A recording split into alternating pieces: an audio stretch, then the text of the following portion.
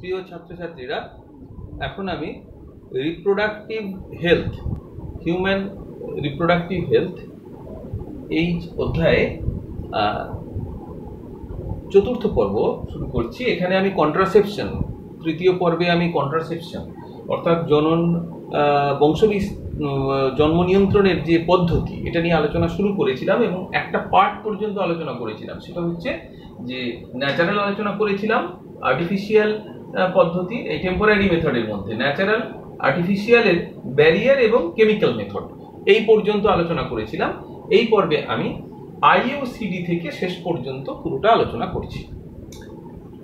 তাহলে আর্টিফিশিয়াল পদ্ধতি, কৃত্রিম পদ্ধতিতে অস্থায়ী জন্ম নিয়ন্ত্রণ, তার আইইউসিডি পদ্ধতির পুরো কথাটির অর্থ হচ্ছে Intra uterine contraceptive devices. Intra uterine অর্থাৎ জরায়ুর মধ্যস্থ, কন্ট্রাসেপটিভ অর্থাৎ জন্ম নিয়ন্ত্রণ, ডিভাইসেস মানে প্রযুক্তি বা যন্ত্র, পদ্ধতি, যন্ত্র। এখানে কতকগুলো গ্যাজেট বা যন্ত্র ব্যবহার করা হয় বিভিন্ন রকম। তার মধ্যে জনপ্রিয় যেটা সেটা হচ্ছে 3 নম্বর। তো প্রথমে আমরা বলি নন মেডিকেটেড, অর্থাৎ এখানে কোনো, তার আগে বলে নিই যে আইইউসিডি অ্যাকচুয়ালি কি কাজ করে।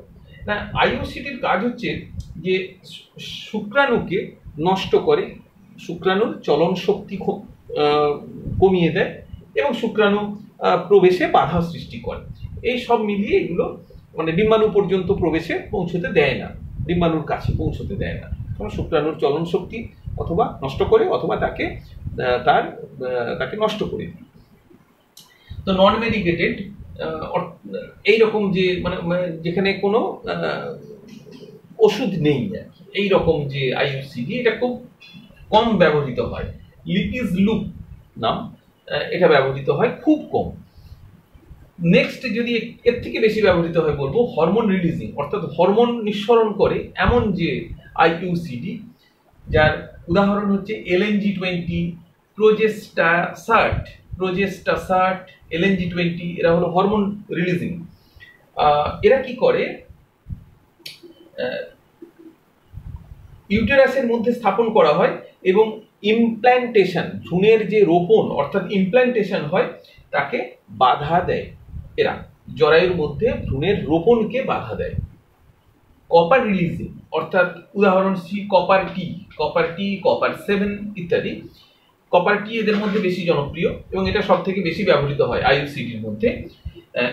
এরা যেটা করে সেটা হলো যে শুক্রাণুর যে চলন ক্ষমতা এটাকে নষ্ট করে। এই কপার রিলিজিং অর্থাৎ এই কপার টি থেকে কপার আয়ন নিঃসৃত হয় এবং এই কপার আয়ন শুক্রাণুর চলন ক্ষমতাকে হ্রাস করে এবং তার ফলে নিষেকের সম্ভাবনা থাকে না। কপার টি নাম হয়েছে কেন না, এটা দেখতে হয় অনেকটা এই রকম টি এর মতো এবং এর সঙ্গে সুতো ফাইবার থাকে। তো এই যে টি এর মতো দেখতে হয়, এই এখানে থাকে কপার, এই দুটো, এটা প্লাস্টিক বা ফাইবারের হয় এবং দুদিকে দুটো এবং কপারের পাত দেওয়া থাকে। তো এই টি এর মতো অঞ্চলের এই দুটো টি এর যে বাহু দুদিকে, এটা দুটো ফ্যালোপিয়ান টিউবের মধ্যে থাকে আর এই মাঝের অংশটা জরায়ু ও সার্ভিক্স অঞ্চলে থাকে। আর এই সুতো দুটো এটা ভ্যাজাইনার মধ্যে দিয়ে বাইরে বেরিয়ে থাকে, এই ভ্যাজাইনার মধ্যে বাইরে থাকে। তো এইটা হচ্ছে ডাক্তাররা স্থাপন করে দেন জরায়ুর মধ্যে। এই হলো কপার টি এবং এটা কপার আয়ন নিঃসরণ করে যেটা শুক্রাণুর গমন ক্ষমতাকে নষ্ট করে দেয়, ফলে নিষেকের সম্ভাবনা আর থাকে না। তাহলে এটা হলো আইইউসিডি। নেক্সট আসবো ওসিপি, অর্থাৎ ওরাল কন্ট্রাসেপটিভ পিল বা মৌখিক জন্ম নিরোধক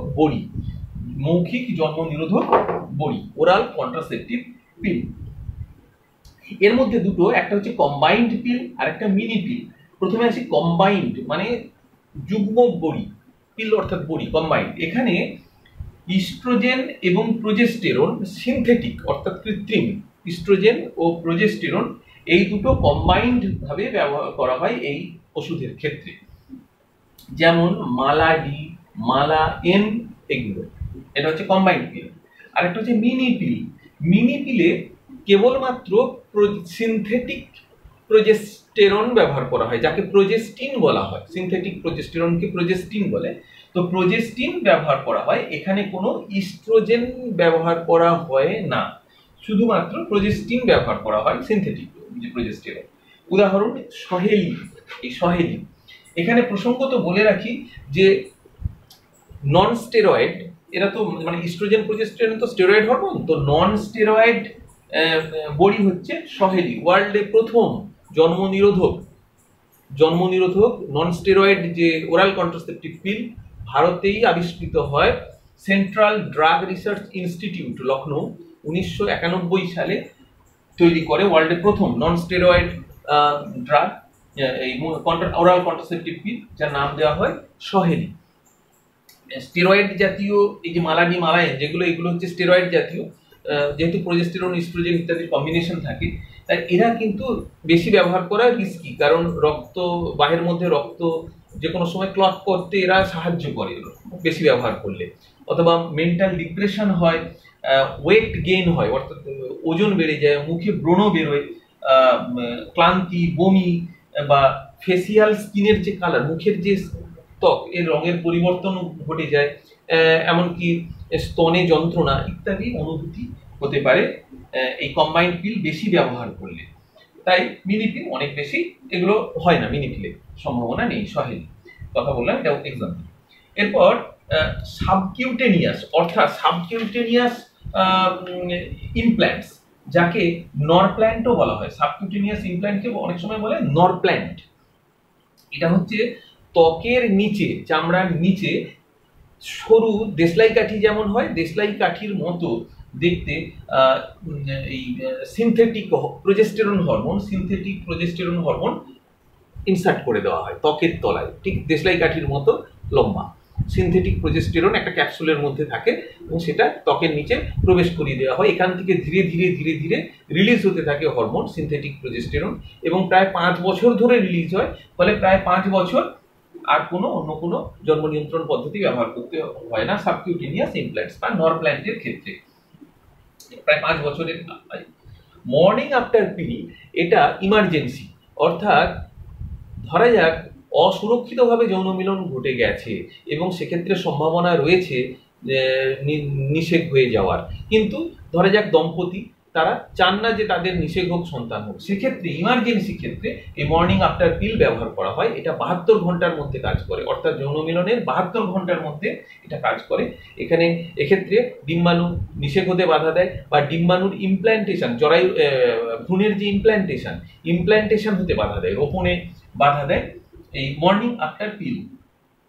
তবে এটা কিন্তু বহুল ব্যবহার করা ক্ষতিকর, খুব ইমার্জেন্সি ক্ষেত্রে ব্যবহার করা হয়, নিষেকে বাধা দেয় বা এটা ইমপ্ল্যান্টেশনে বাধা দেয়। Lastly hormone injection.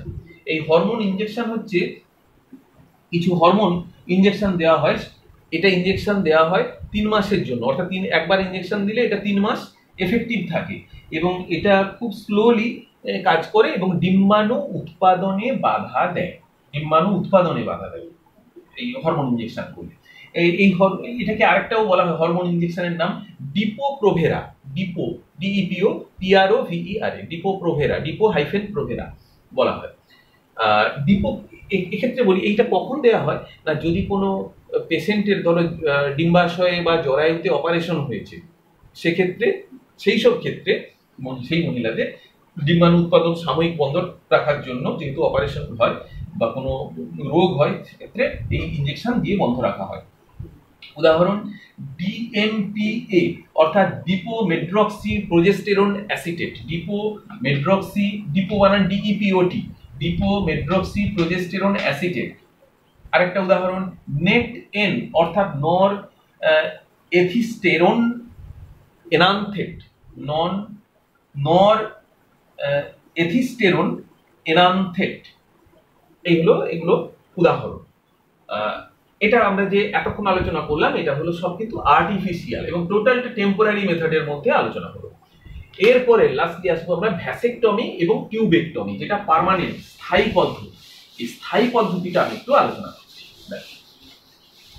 স্থায়ী পদ্ধতিতে ভ্যাসেকটমি হলো পুরুষের শুক্রনালী বা ভাস ডিফারেন্স বা শুক্রনালী বিচ্ছিন্ন করে বা কেটে দুপ্রান্ত বেঁধে দিয়ে যে স্থায়ীভাবে জন্ম নিয়ন্ত্রণ করা হয়, তাকে বলা হয় ভ্যাসেকটমি। যেমন এই এই ধরো দুটো শুক্রাশয়, তো শুক্রাশয় থেকে জানো এখান থেকে শুক্রনালী উৎপন্ন হয়েছে, দুদিক থেকে শুক্রনালী উৎপন্ন হয়েছে, ফার্স্ট ডিফারেন্স যে শুক্রনালী। এই শুক্রনালী দুটো কেটে এইখানে ধরো কেটে দেওয়া হয়, কেটে দেওয়া হয়, দিয়ে কাটা প্রান্ত বেঁধে দেওয়া হয়, কাটা প্রান্ত এটা বেঁধে দেওয়া হলো, এরকম কাটা প্রান্ত বেঁধে দেওয়া উভয় দিকে।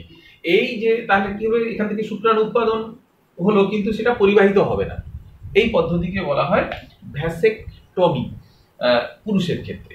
এটা অত্যন্ত সহজ এবং নিরাপদ পদ্ধতি, এতে কোনো ঝুঁকি নেই, কষ্ট মানে নমিনাল, খুব নামমাত্র কষ্ট হয়, এবং এই রকম অপারেশন সরকারি হাসপাতালে হয়, এবং এইটুকু সার্জারি মানে একেবারে মাইক্রো সার্জারি, এবং এই অপারেশন হওয়ার 1 ঘন্টার মধ্যেই যে পুরুষ তিনি দিব্যি হেঁটে বাড়ি চলে আসতে পারে। এটা অত্যন্ত নিরাপদ এবং এটা স্থায়ী পদ্ধতি এই ভ্যাসেকটমি। আর টিউবেকটমি হচ্ছে স্ত্রীলোকের পদ্ধতি, স্ত্রীলোকের স্থায়ী জন্ম নিয়ন্ত্রণ পদ্ধতি। এক্ষেত্রে কি করা হয়, এক্ষেত্রে এই ধরো ডিম্বাশয়, এই ডিম্বাশয় থেকেই এই যে ফ্যালোপিয়ান নালী এবং জরায়ু, এখানে কি করা হয়, যে ফ্যালোপিয়ান নালী কেটে দেওয়া হয়, ফ্যালোপিয়ান নালীকে বিচ্ছিন্ন করা হয়, দিয়ে এইভাবে ভাঁজ করে বেঁধে দেওয়া হয়, ভাঁজ করে এইভাবে বেঁধে দেওয়া হয়, এদিকে একই রকম ভাবে ভাঁজ করে বেঁধে দেওয়া হয়। তার ফলে যে ডিম্বাণু উৎপন্ন হয় সেটা আর কোনোভাবেই পৌঁছতে পারে না জরায়ু পর্যন্ত, ফলে আর শুক্রাণু আসতে পারে না, আটকে যায়, ফলে কোনোভাবেই নিষেক সম্ভব হয় না। এইভাবে ফ্যালোপিয়ান টিউব বিচ্ছিন্ন করে যে স্থায়ী জন্ম নিয়ন্ত্রণ স্ত্রীলোকের, তাকে বলে টিউবেকটমি। আর এই পদ্ধতিকে এটা কোন যন্ত্রের সাহায্যে করা হয় না, ল্যাপারোস্কোপ যন্ত্রের সাহায্যে করা হয়, পুরো পেট কাটার দরকার হয় না, ল্যাপারোস্কোপের সাহায্যে এই এটা করা হয় এই টিউবেকটমি, এবং এটাকে লাইগেশন বলে, এই যে কেটে বেঁধে দেওয়ার পদ্ধতিকে বলা হয় লাইগেশন পদ্ধতি বলে, এবং এটা অত্যন্ত এটাও খুব নিরাপদ। কিন্তু এক্ষেত্রে তুলনা যদি করতে হয়, টিউবেকটমির থেকে ভ্যাসেকটমি অনেক বেশি নিরাপদ পুরুষের ক্ষেত্রে। কিন্তু দুর্ভাগ্যের কথা, আমাদের ভারতবর্ষের মতো দেশে বা এই তৃতীয় বিশ্বের দেশগুলোতে, সারা বিশ্বের কথাই যদি বলি, সেখানেও ভ্যাসেকটমি কিন্তু কম হয়, টিউবেকটমি বেশি হয়।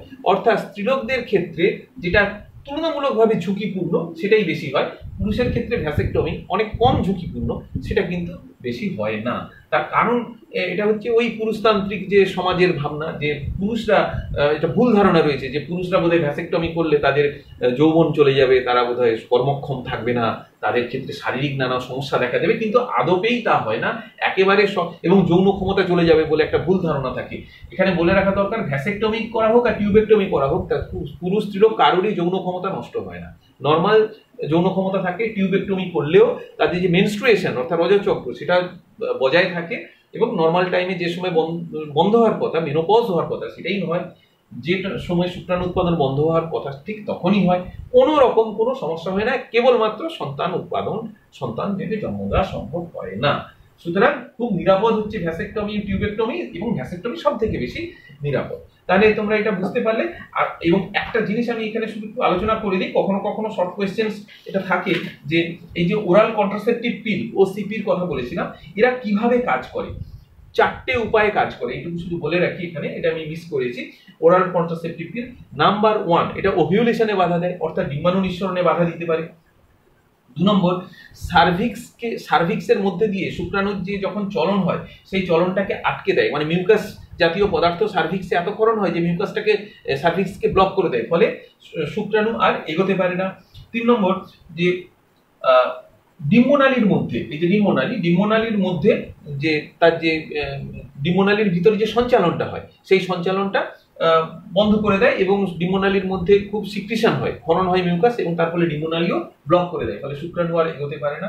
অথবা এন্ডোমেট্রিয়ামের এমন পরিবর্তন করে যে এন্ডোমেট্রিয়ামের মধ্যে আর রোপণ সম্ভব হয় না, ইমপ্ল্যান্টেশন সম্ভব হয় না। এই 4টে ভাবে, 4টের যে কোনো একটা পদ্ধতিতে ওরাল কন্ট্রাসেপটিভ পিলগুলো এগুলো কাজ করে। তো আশা করি তোমরা জন্ম নিয়ন্ত্রণের পুরো পদ্ধতিটা বুঝতে পেরেছো, এবং এটা খুব ভালো করে তোমরা তৈরি করো।